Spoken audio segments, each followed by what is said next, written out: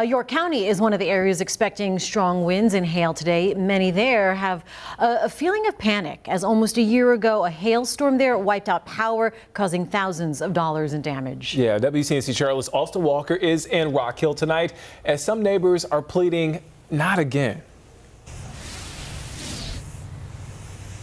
Yeah, not again. So the impacts of last April's storm still felt and seen here right in South Rock Hill. A good example is this house. At one time, those straight line winds knocked over a tree onto that roof, causing about over a 10-foot hole into that house that was then just covered up with this thin blue tarp.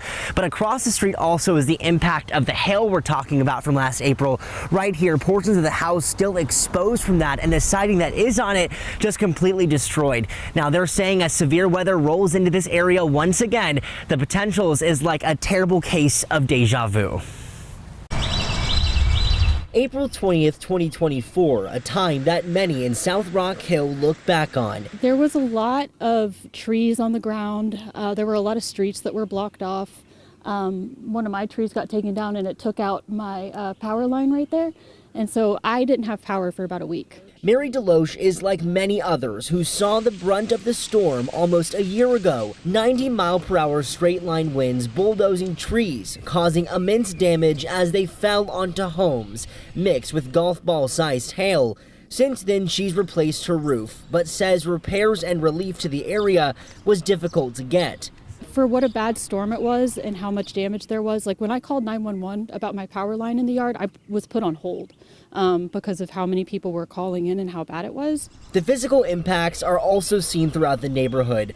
Holes punched through metal siding from egg-sized hail. And as she looks back at the photos on her phone, that feeling of fear and what if rushes back.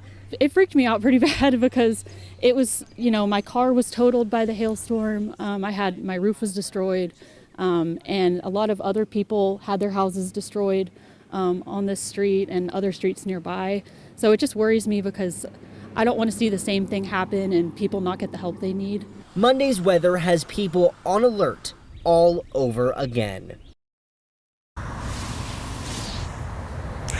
Yes, a lot of the damage has also been fixed, and a good example is actually two homes down there that were smashed by a toppled over tree. It has finally been rebuilt, but they're fearful that, again, with this rising fear of this weather rolling in, this could all just happen all over again. Now, we will be in York County all day today monitoring the conditions as the storm rolls through and bringing you live updates on air and on WCNC Plus.